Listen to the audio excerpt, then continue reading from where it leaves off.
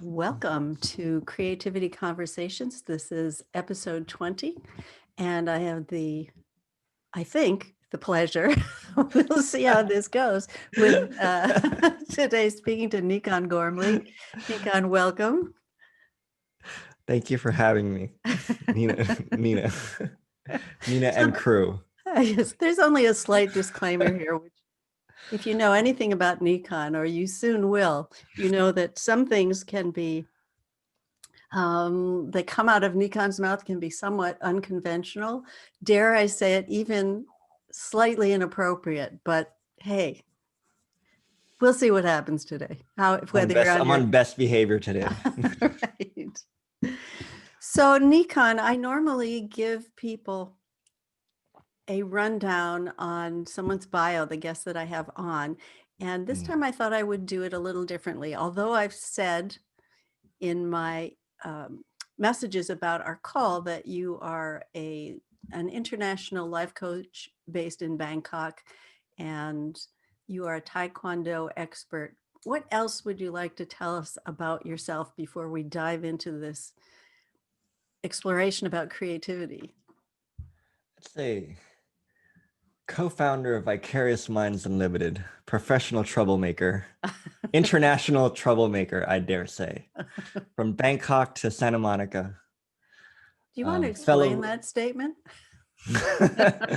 fellow professional roaster of Caleb Ferguson, if he's listening, and number one fan club of Nina Lockwood, Gary Stein, and Sandy Tomlin. All right. So there may just be a few listeners on this call that have no idea what you're referring to. However, we'll skip that over, and I'm sure it will weave itself into our conversation at some point. Yes. But I am curious, as a starting point, Mm. if you would give me, because we are here to talk about creativity and its many facets, if you could give me three other words for creativity, what would they be? Such a good question. I'd say space, trouble, and grace. Ah, well, you'll have to explain that because those are all very intriguing. I'd say that's how I do creativity. That's the way it comes through me. It comes through space, trouble, and then somehow lands in grace. Somehow. Okay, so And tell me let about the space part first. Outer space, inner space? all the space. I used to think I was reflecting on this call before we got on all week. I was like, okay, what am I going to talk about? And I realized creativity to me looks like space. I think our mentor Michael Neal talked about how when you look at new, you look at something that's never been there before. When we look to being better, we look to what is, and we tend to focus on what already exists. And so to me, creativity comes after space. And I realized that in Taekwondo and coaching and everything that I do, if I can show up with enough space and really let fly and just see what comes through. So can you, now I'm Mm. going to ask you to define space. Does that mean blank canvas? Does that mean no preconceptions or expectations or assumptions? Yeah, I'd say all of the above. It's like blank canvas. In like, for example, in meeting people, it's intentionally just dropping everything I know about them or I think I know about them. And so I get to meet Gary Stein for the first time today. I get to meet Nina Lockwood and Sandy Tomlin. She might be a Lockwood, we never know, for the first time. Right. And I was always amazed at what comes through, what connections get made and that. And I realized I think I learned to do that in Taekwondo. I realized that if I knew what was going to happen in this match with this opponent, I was usually terribly wrong. Even when I was winning, I was like, wow, I'm winning this thing. Okay, bronze medal. And then like as soon as I thought I knew I had it, I would lose it. I would kick in the face or like things would change. And I was like, okay, like you need to stop knowing what's going to happen. And that's kind of been the story of my life to just notice that I know what's going to happen and then just let that go. And that's been the toughest thing. to Well, do. I was going to ask you, it's at least on this conversation, you're preaching to the choir, but for Yeah. people who don't know what that actually means, Mm. how would you explain it to somebody who has never heard this idea of dropping your Oh assumptions yeah. about what's going to happen, especially with another person? I mean, how do you just Good. say, Good. well, Yeah. I know Nikon is Yeah. likely to do Mm. this, but how do I drop that and just come to be fully present with you? It's so good that you pointed to that. I think to me, it's just I always tell my clients like there's not a lot to do, but there's everything to see. And for me, it's just seeing that I have an idea of what this person's going to be like and what they're not. And I found that when I do that, my attention tends to focus on what they're going to be like and what they're not. Like I'm kind of looking for it, right? And when I started getting into the inside out understanding, I started seeing how so much more becomes available when I learned to look past what I think I know about this person. And I always did it in Taekwondo, but I never knew you could do it with people. In Taekwondo, it's you really have to show up to the moment and you really have to see what's in front of you. You can't you could watch 1,000 tapes of this guy of your opponent and you will not know what kind of attack he's going to do or his defense. Like you really have to be present to it. I just never knew you could do it like with people in terms of just really showing up and trusting that connection is going to happen when you show up curious. So when was the first time that you remember being able to do that, and how was it different than your previous experience with people? Sure. I remember it was I think when I first started learning about the inside out understanding, and then I remember I was giving a talk in Bangkok, and it was a community talk about like people, a lot of different speakers. And then for this talk, I just wanted to experiment with just really not knowing what I was going to say and just seeing what came through. And it was really funny because there was like a prep meeting for this talk, right? And all these speakers came like and they rehearsed their talks and they had like PowerPoints and stuff. And I was the last one to go. And then they asked me like, so Nikon, like, are you ready to rehearse your talk? And I said, like, I don't really know what I'm going to talk about yet. I'm probably not going to prepare anything. And the look on their faces, they're like horrified. And I was like, this is either going to go really well or it's going to go terrible. Like feedback's like, what do you mean you don't have anything prepared? What do you mean you don't have a PowerPoint? And then I remember getting up to talk and I just sat through and I just watched as each speaker got up and like, hi, my name is blah, blah, blah. And this is my PowerPoint, blah, blah, blah, blah, blah. And blah, blah, blah, blah. And I just noticed the feeling in the room was very dry. It was like, okay, okay, okay. So then when I got up, I think I had an idea about maybe a minute before I got up what I was going to say. It started getting downloads. And I was like, okay, it exists, like this space, like things come through in the moment. And even then, it occurred to me to get up and not say anything for 2 minutes. So I sit on this chair and there's 50 people looking at me. And I proceed to not say anything for 2 straight minutes until it felt uncomfortable enough for them and I had their full attention. Then I said, okay, now we can start. And the host was looking at me like, I'm gonna kill you. Like, what are you doing? And I was like, I don't even know what I'm doing. And then just this thing, just this, it felt like I got out of the way and then whatever needed to be said was said. And I thought that was so cool. And I was like looking for every opportunity to do that, to just get out of the way and just let come through what comes through. And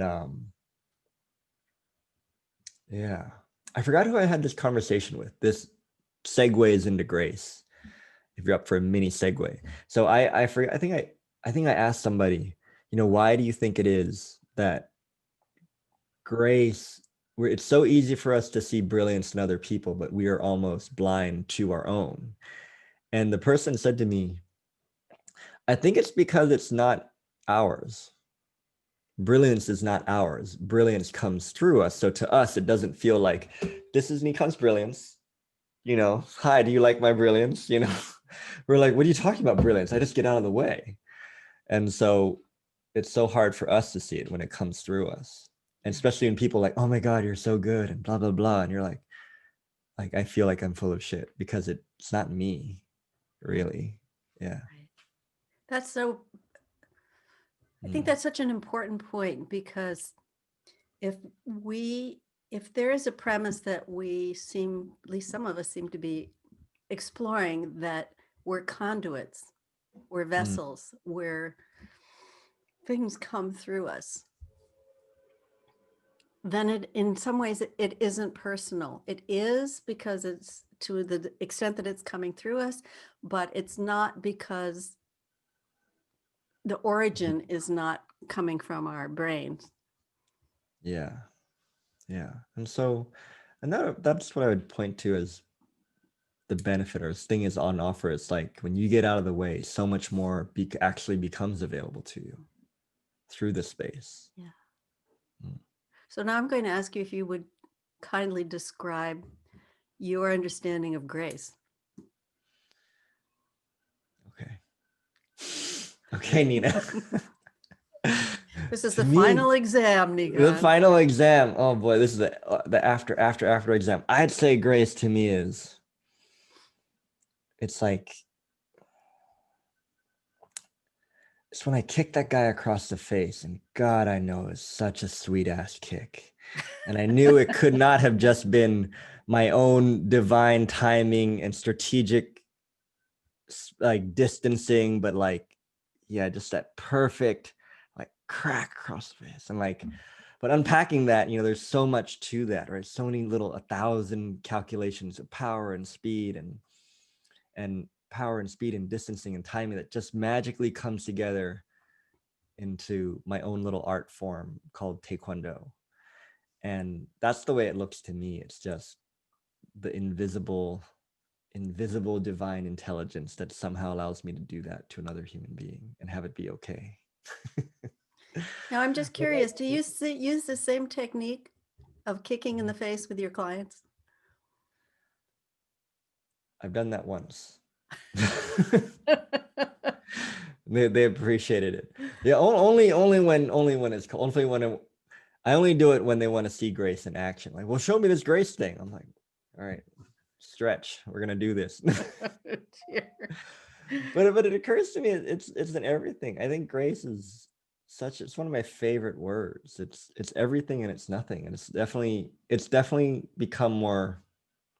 I can definitely feel it more. I can definitely feel when there's grace in the room. I can definitely feel grace coming through people. Like I know in this room, everybody has a lot of grace, especially Martin, since he got a haircut. But So how does yeah. grace show up in the process of creativity? Oh gosh. I wonder if creativity comes with grace, like their teamwork. Like we call it creativity, but it's really grace. But it's really grace. Like we call or like me kicking someone across the face. Like to me, that's pretty creative. I'm like, yeah, okay. Like you figured out their defenses. You tricked them into lowering their guard and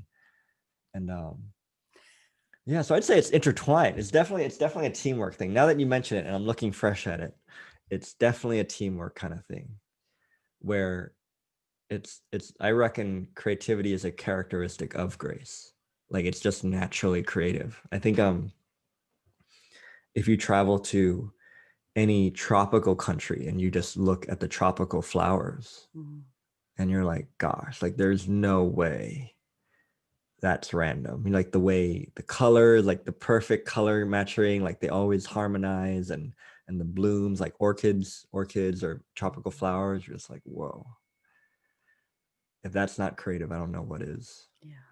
And it's alive too, right? Like no one, yeah, that's what I So got for that. should we sneak around to the second element that you haven't discussed yet, the Trouble. Um, troublemaker aspect? I do not know why, but the way it comes through me is just mischief since I was young. Like professional mischief, like the way like I could just look at someone and just think of a million ways to pick on them. but in like not in like a mean way, but in like a fun way where like hopefully they'll feel good about themselves at the end of it. But it just looks that's what it just looks like to me. It just comes effortless, like this mischievous kind of creativity that just like, oh, we could just mess with this. And I think that's why I love being a coach, because we like disrupt the world, right? And so for me, it's right up my alley. How can I disrupt with all this like mischief? And I think it's most fun because to me, it's like creating an experience, and it's even talking about it. I'm like, man, like, So, what do you think happens to people when you do tease them a little bit or you push their boundaries a bit? What does that help them do? But there's something that you get out of it clearly, but what is it oh do you yeah. think happens with them? Well, I'm doing all for me. I don't know about them. Like, I reckon what it does for them, and you said it too, like pushes them out of their boundaries. And to me, it's I reckon it expands their world a little bit to know that someone cared enough about them enough to think of something mischievous to do for them and with them. Like I put in thought in this, and like I care a great deal about you, right? And I think I'm trying to think of another thing came to mind too about that. It's there's something so playful about mischief, about good-hearted mischief. There's something so light about it. And I think with lightness and creativity, things naturally expand. You know, like the word I like the word mischief because it doesn't, to me, it doesn't have any ill intent in it. When you think mischief, you don't think this person's going to do something bad to me. It's this person's going to be semi asshole to me, but in a fun, loving way, you know? Or that's the way I see it, at least. And there's this lightness and kind of there's this lightness and create natural creativity to it. Yeah. Oh, I knew what I was gonna say now. So, hey Jason. So in Taekwondo, it's like they say in sports, like in tennis, you hit the ball, right? But nobody's touching you in ping pong or in chess. But in martial arts, people are putting their hands on you, and it's like that boundary is consistently crossed. And I think for young kids, like a lot in my Taekwondo business, we're constantly helping kids push that boundaries of somebody like kicking you or pushing you, and until they kind of normalize it and they're not so afraid of it, they have less thinking about it, right? And then it just becomes play, and then they get to play in seemingly stressful situations. So when they grow up and they experience stressful situations, it's not as big of a deal. Mm. It's probably way easier than someone trying to kick you. And sometimes not, depending on your state of mind. Right. What I'm thinking as I'm listening to you describe this is that in the kind mischief that gets Mm. done, it when I'm on the receiving end of it, it gives me two things. One is it gives me a different way to look at myself and not take myself so seriously and not believe everything that I think, especially those thoughts that are some sort of defense or they define my identity somehow. So if I'm listening to somebody, watching somebody who's doing some kind of number on me, if I'm open to it, I get to take myself much less seriously. And as you're talking about, when I do that, then there's room for some new idea to come through. Oh yeah. I think about the times people have done a number on me. And especially when it's really good, I've always appreciated it. I'm like, yeah, that was pretty good. Like, I got to give it to you. You know, like that roast was well thought out. Shout out to Caleb. And you're right. You're totally on point, Nina. It's impossible to take yourself seriously in that space. How could you? Right. And then, Well, yeah. I'm sure we have all been in that position. It was really important to defend our position Yeah. or our sense of who we are. And I think that to me, that speaks to what you were referring to earlier about disruption. Mm.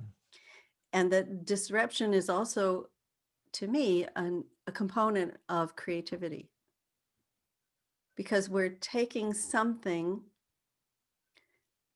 we're intending to take something and turn it into something else, whether we start with nothing or we start with a bunch of pieces of something or some clues about where something could go. But if I'm always seeing things through the same lens, I'm not going to get many new ideas. So to have someone or something disrupt my patterns of thinking, my habitual ways of thinking, could be a really good thing. Absolutely. A story comes to mind. I remember when I was young, my father he had this big glass sculpture he had to build for a project in China. And our factory roof was probably 20 feet high, but the sculpture was like 25. And so the natural solution was to cut a very big hole in the roof to make space for a 25-foot sculpture. And it was the most normal thing in the world to me. And my friends would cover like, why is there a hole in your roof? Like, we had to build a sculpture. Like, that's what you do when you have sculptures built. You cut holes in roof. And we talked about this earlier, how like that kind of disruption in my world was so normal growing up with like a family of artists who just cut like we need to rebuild the factory roof because we have stuff we need to do. And like you said, it's highly disruptive. You wake But up one day like, fun, right? yeah, oh, so much fun. And Cool. so much fun to see what, what's cool about space. I think space naturally gets filled up. I think after disruption, things naturally fill up that space, like almost like if you dig a hole in the ground, eventually it's going to rain, and that hole is going to fill up with water, fill up with something. And I think that's what I'm really seeing fresh now is disruption as just making space in people's thinking, in people's worlds for new things to fill up naturally. So then the next question would be, how do you keep that space? How do you keep what's in that space moving so that Mm, more fresh ideas, more different ways of looking at things can still come through? Because you know how it is. You can get a great idea yeah. and then just hold on to it like, this is my ticket. I'm going to use this forever. And yet Yeah. it's worn out before very long. I think I recently learned that idea. That idea hit me in the face. You know what's cool? When Olympic athletes win a gold medal, they don't come back to the next Olympics without a coach. It's usually the same coach if you're paying attention. And I wonder if we it's just really helpful to have catalysts by our side to help us keep making space for ourselves to do what we do best. And to me,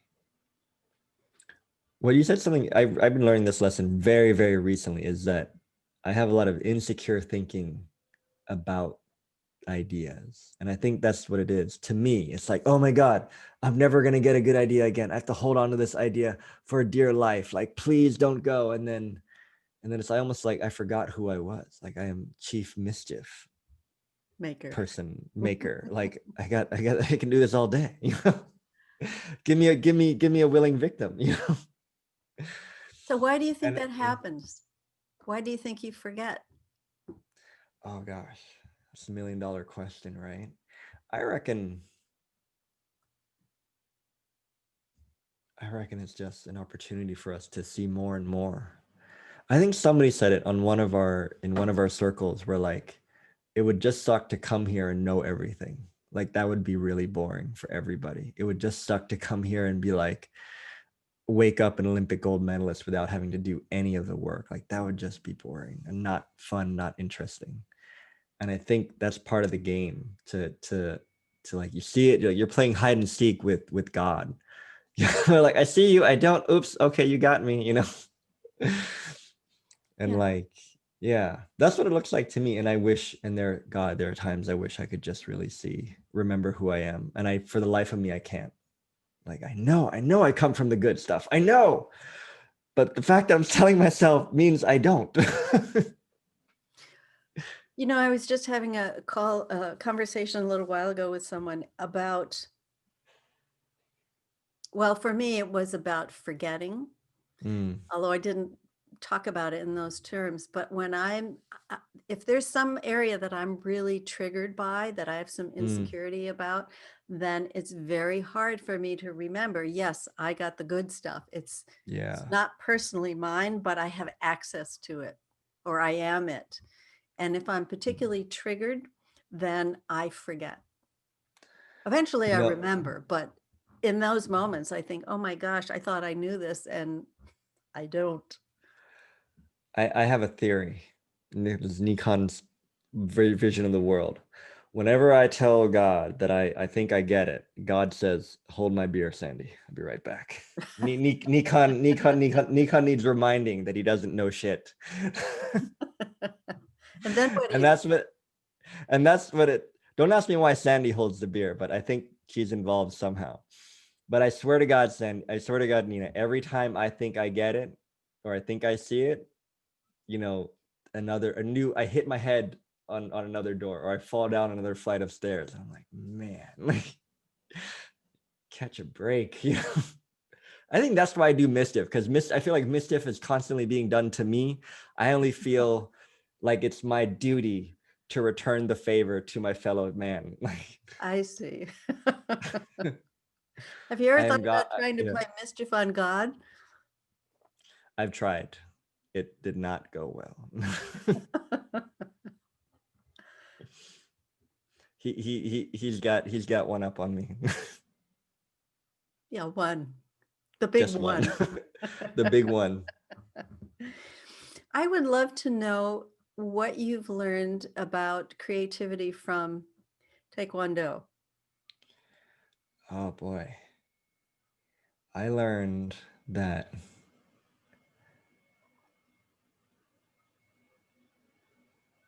creativity can be I learned that everybody has it. I've watched 5-year-olds do physical combat and get creative. They're like, okay. They like come up to me like, okay, teacher, I know he's gonna do this kick. So when he does that kick, I'm gonna step aside and I'm gonna do this kick and watch me do it. And then I'll go watch him do it. Like that was pretty creative, you know. And I've learned that in terms like creativity can move. I learned that creativity can move through us physically. Like when I'm in it and I'm competing and like in different levels, like National Olympics or like competing in Korea, like there's a feeling that moves through your body and you can feel it in every fiber. And it's almost sometimes your body moves by itself. I'd imagine it's very similar to a writer who sits down and words just come through them, or a painter who sits down at a canvas and her hand just his or her hand just moves. With me, my body moves, and I feel like my job now is just to help my body move as best it can so it can be best prepared to receive, to kind of flow with this grace. And I've learned that it takes two to tango. You know, I used to see competitors as competitors, but now I realize if they weren't good, I would be very bored. Or if they weren't like their goodness or their skill level helps me be better. So it's almost, Mm. it's a back and forth thing. You know, I used to like creativity is all about Nikon, blah blah blah. Like no, their creativity makes my creativity better, Mm. right? And I learned that. And so I learned to appreciate and respect my fellow sparring partners, because they every time when I get my butt kicked and I get kicked across the face, I say thank you. I'm like, you know, that was pretty good. Like that was pretty good. Now I'm gonna get you back. You know, or I'm gonna find out where you live. You know?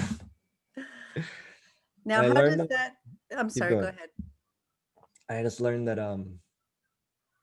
you can rely on other people's creativity. And so in Taekwondo, there's a coach who's sitting and watching the whole thing, right? And I'm relying on their creativity to tell me what I don't see that's happening with the patterns they're watching, the patterns that I can exploit in the match. And so, yeah, I learned that we're all kind of interdependent. Hmm, that's great. And how, this might be a circuitous route to go, but how does that help you in being a coach?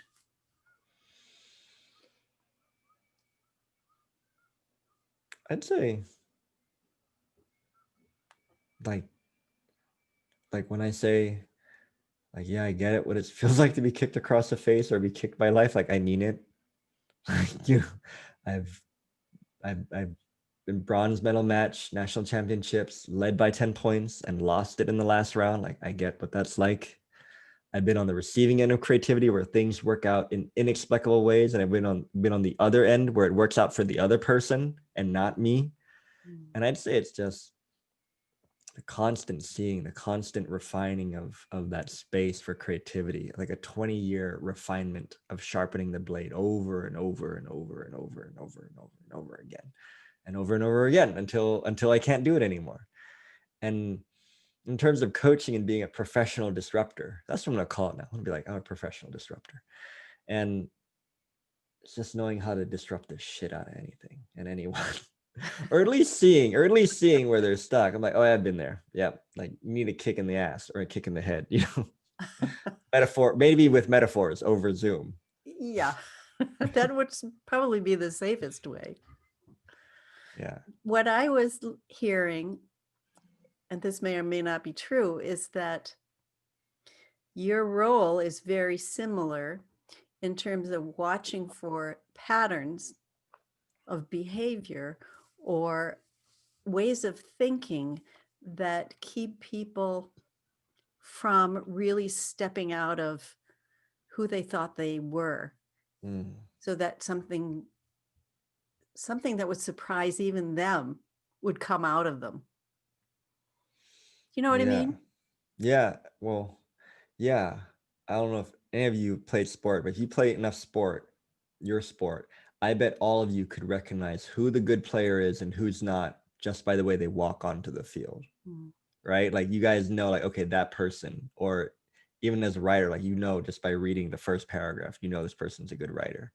There's something about that recognition, like recognizing grace and recognizing when it's off. And like watching young kids kick, it becomes almost a norm. Like, okay, you're off by about like that much, you're off by about this much. And to me, those were like the really great coaches come in when they can just tell you the little angles that you're off by. And that's sometimes all it takes a little angle to fix. And it's that recognition of when it looks right and when it doesn't. And just be able to point that out like that is off. I remember when I think a good example. Here's a good example. So I thought I had to run a lot to get more endurance for Taekwondo, which is part of it. And then the coach mentioned to me, yeah, but stretching is more important. I said, why? It's like, well, if you're not flexible, your muscles have to work harder to do the kicks, to move. So if you're more flexible, your body has more space to move and groove, and therefore expends less energy and you have more endurance. And I went, that sounds fantastic. I hate running. But my habitual thing was like, oh, okay, I got to run like 5 miles a day so I get more energy. But it took someone to just point out that flexibility is a way easier way to do this. And I did go to training and I had way more energy because my body didn't need to push through so much like stiffness to do the thing I wanted it to do. Yeah. Yeah. Which I assume would be true with coaching the people that you work with, is having mental flexibility. Yes. Yes. Yes. Mental flexibility. And show them the ways of mischief. That's where it's really at. That's where Apparently. that's where the big bucks come in. So I'd love to shift gears for a minute and ask you about this group that you organized Mm-hmm. in your locale that Mm-hmm. brings together entrepreneurs and invites them to talk about their failures. Yes. Am I describing it correctly? Yes, you are. So it's, yeah. So the story goes, I used to host events at this co-working space. Then one day, the events coordinator sat me down like, Nikon, I want to host an F up night. And my response was, well, what's an F up night? You know, like I didn't know what it was, but it exists and it's very popular around the world. And I looked at it, and to me, it was like kind of like a TED talk where people shared about their failures and they had like set PowerPoints. And I looked at it and I was like, nah. Like my little mischief disruptor head were like, nah, that's too boring. Like if I were to reinvent this, what would I do? And I created space. And what came through is you should do it like a networking event and have it be like a live podcast with a live panel and a live audience. And it also came from like, wouldn't it be cool if you could like just go to an event and actually meet and talk with these really cool people instead of having them on this stage and be elevated, but actually be next to them and be able to connect with them and have a beer with them afterwards. And so in my head, I said, fuck it. Let's see how crazy we can get with this. And I invited like real estate moguls and like restaurateurs and like celebrities and to my surprise, they all said yes within 48 hours. And so for the first panel, we had like Thailand's sexiest woman. We had a guy who owned like rooftop bars in Bangkok. We had a startup person, and it just all came together. And if I'm completely honest, I reckon it almost had very little to do with me. I was just following this paintbrush that this thing wanted to happen.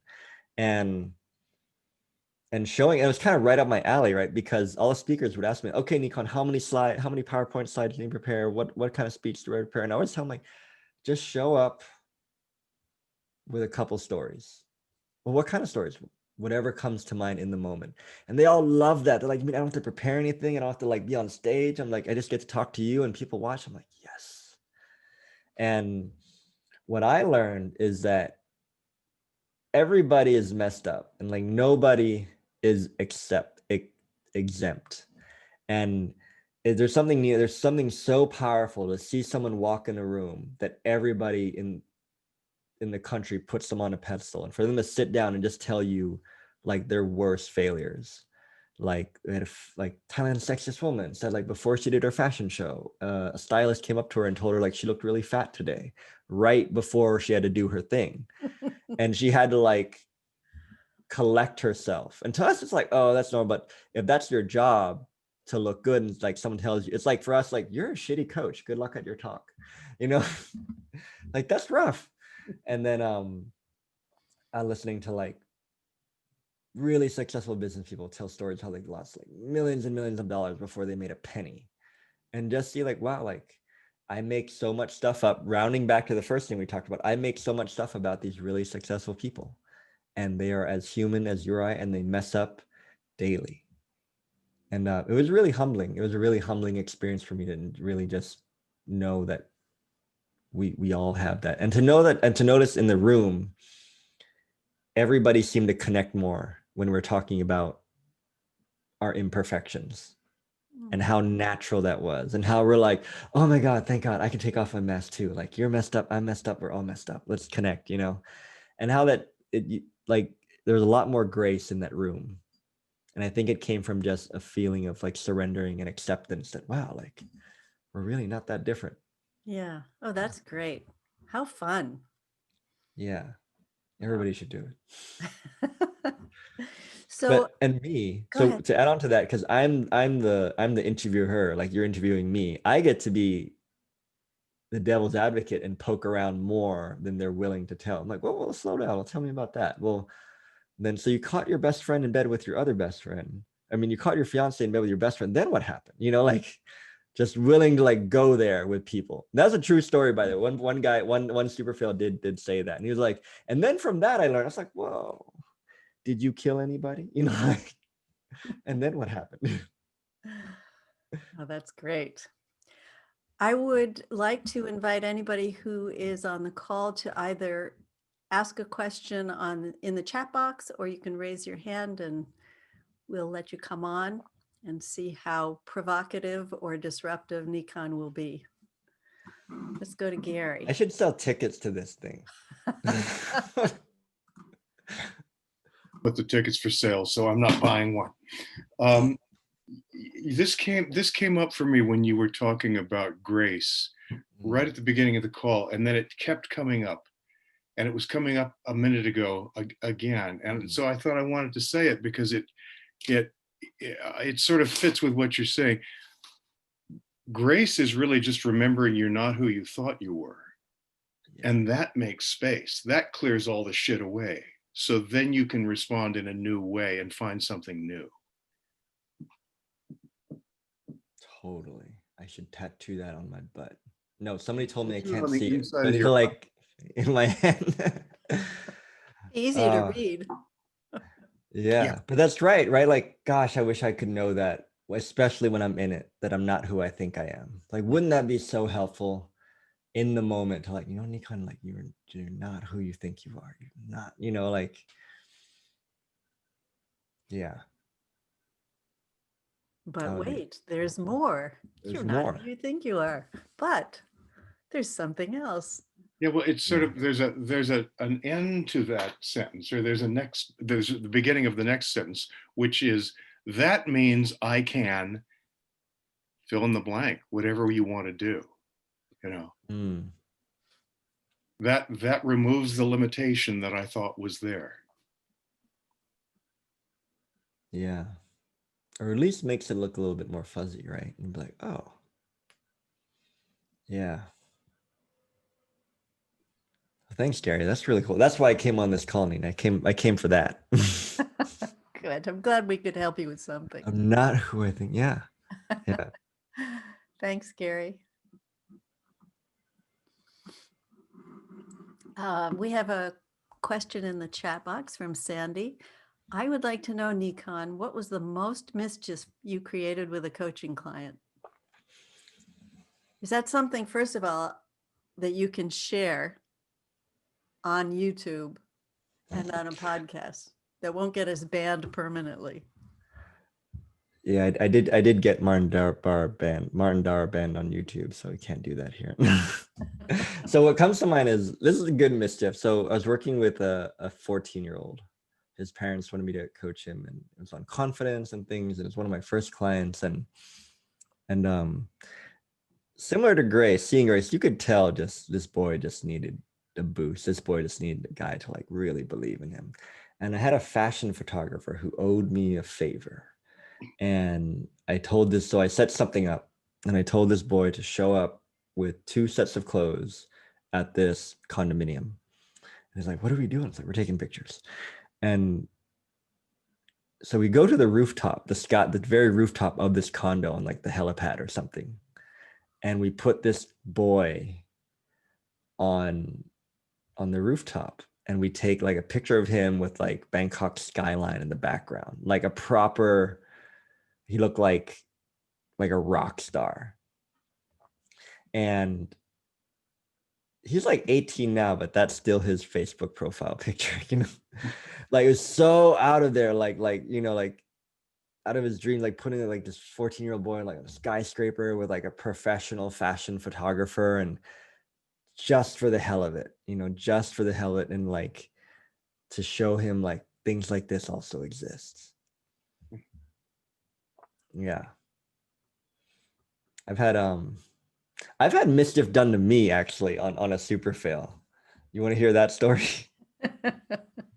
Okay. If it's safe for the public airways, yes. All right. So first super fail ever, me and the co-founder said, okay, we're going to do a secret speaker. And what we did was we put a Post-it note underneath a chair in the audience. And I didn't know who was going to sit on that chair. That's great. Just stuck it under there.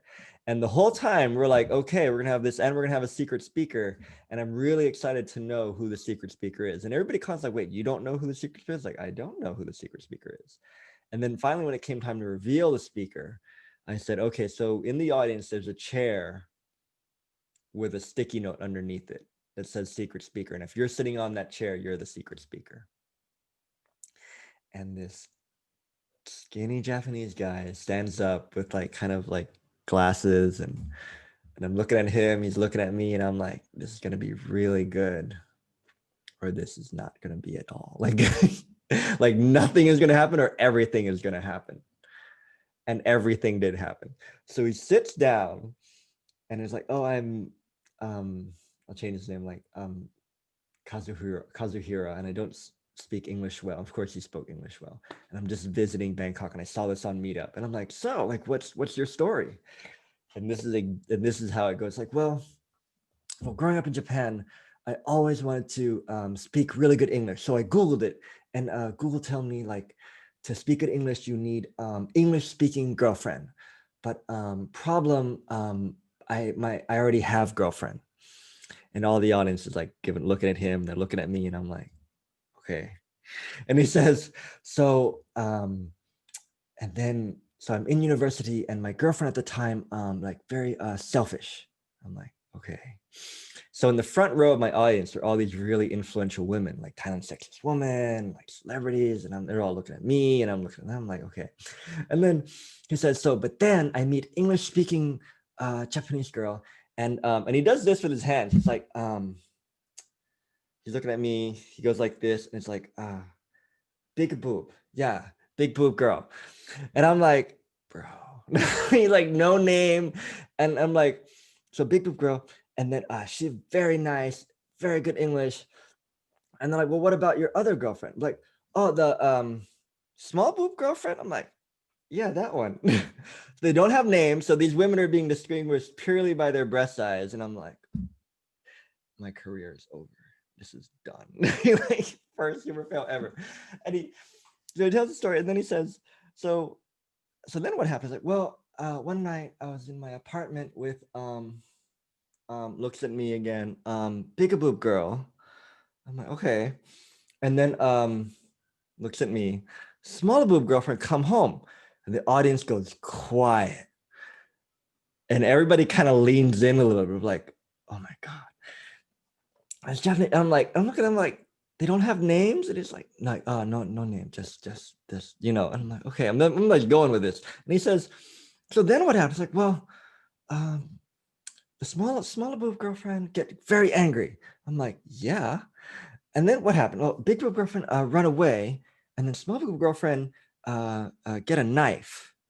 And everybody's like, whoa, this story just got real. Everybody leans in more. So there's a knife, there's cheating, there's drama. And I have no idea where this guy's gonna go with this. And he says to me, he looked at me and he says, so what'd you do? And he's like, well, I told her to calm down. And everybody cracks up because he's saying this like dead pants. Like, yeah, I told her to calm down. I'm like, what happened? She tried to stab me, but I am very fast, so I'm okay. I'm like, okay. And then what happened? And then so I everything okay now.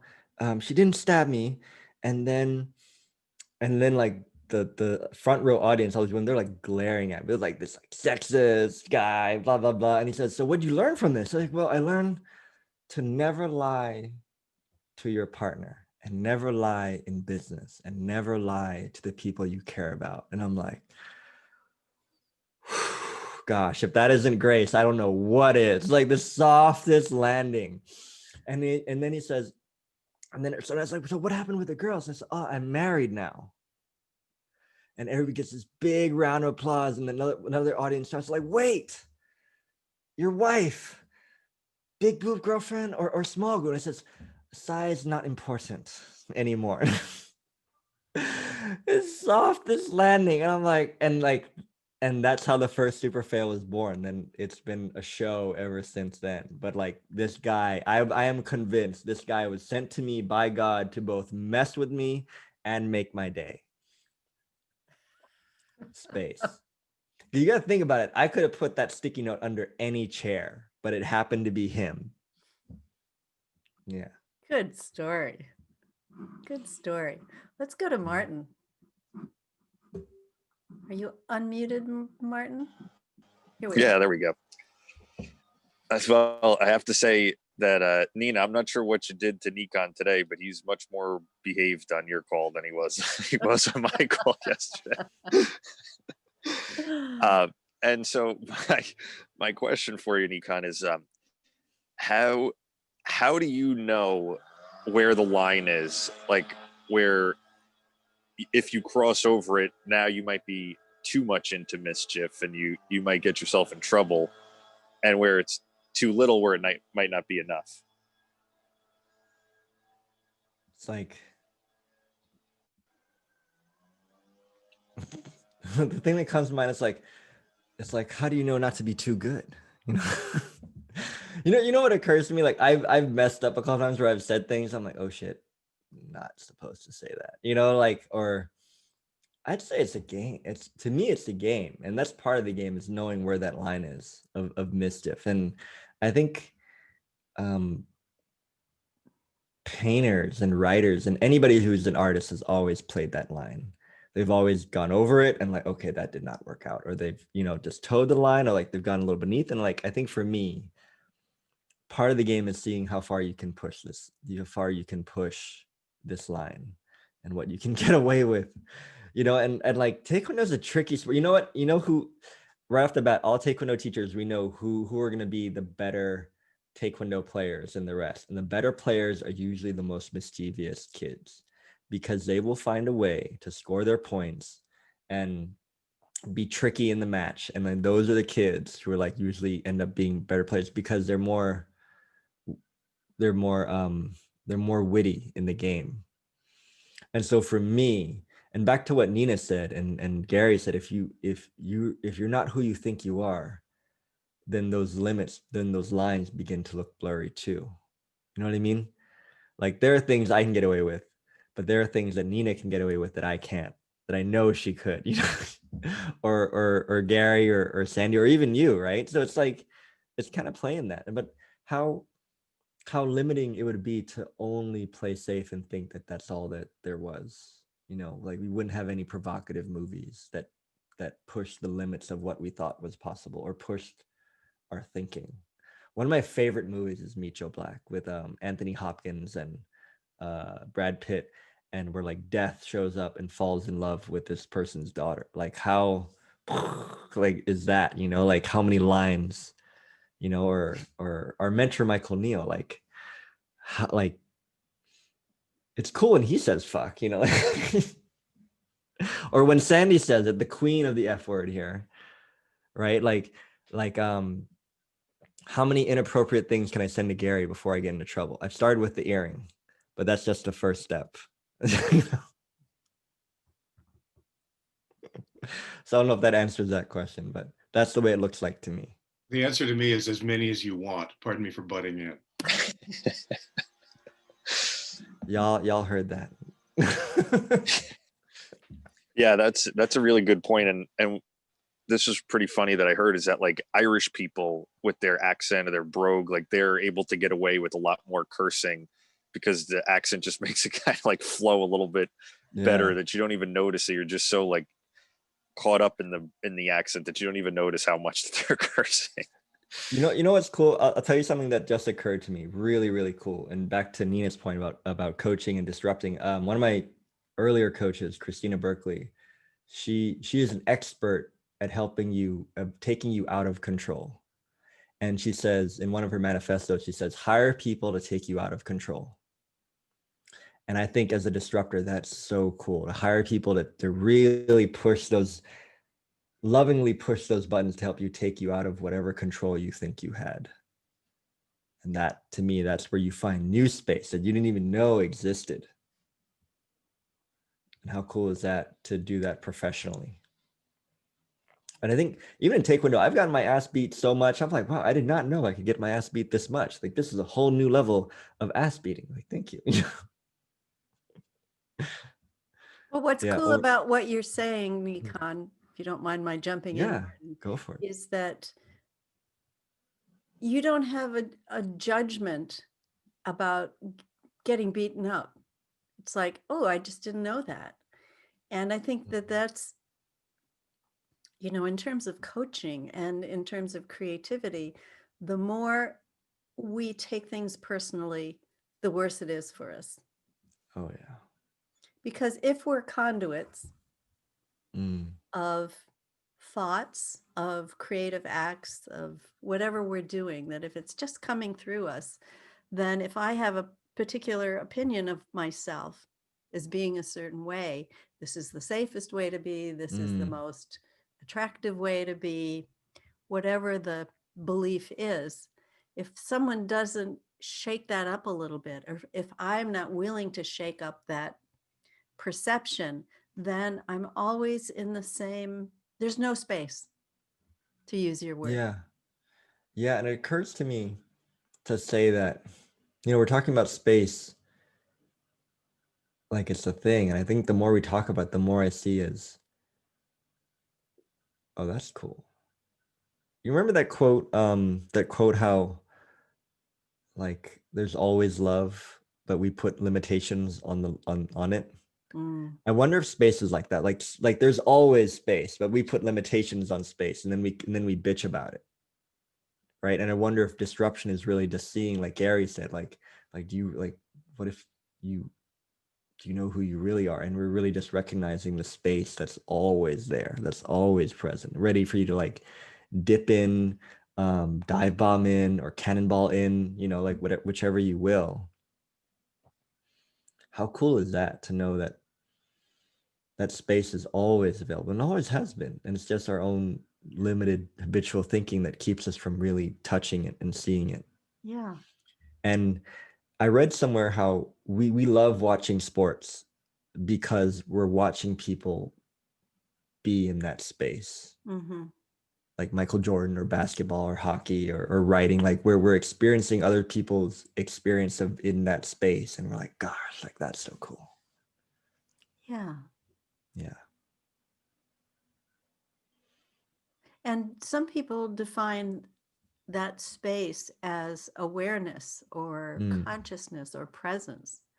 And that's when we make a little room for that, or the more we make room for it, the more that we can be in our bodies and live in the world of form, and yet have a recognition that we have a deeper layer or a depth from which our ideas come, our possibilities come, gifts come.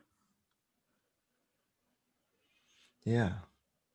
What's cool about that is I used to always think growing up like gifts were only for certain people, but not me, right? Like only for the NBA players, the Olympic athletes, and not little old me. Like I can't do anything, blah blah blah. And then into what you're saying is like I get to play there too. The way it comes through me might be different, but I get to play there too. Yeah. Vicarious joy. Yeah, that's a good way to put it. Vicarious space, right? Through other people, we experience that space, vicarious space. And then if we experience it, it's no longer vicarious, is it? Right? Is it right? Because all the same space. There you go. Yeah. There you go. So Nikan, we've come to the top of the hour pretty much. Any last words of wisdom? And can you share with the listeners where they can find you and what you're up to I these days? guess my last words to the audience.